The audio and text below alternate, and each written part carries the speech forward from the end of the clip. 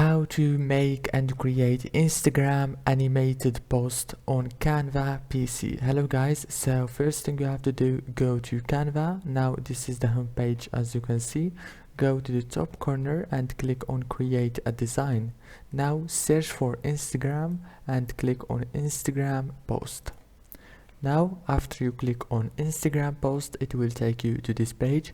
Go here and scroll down until you find animated Instagram post. Click see all. Now choose any template of these.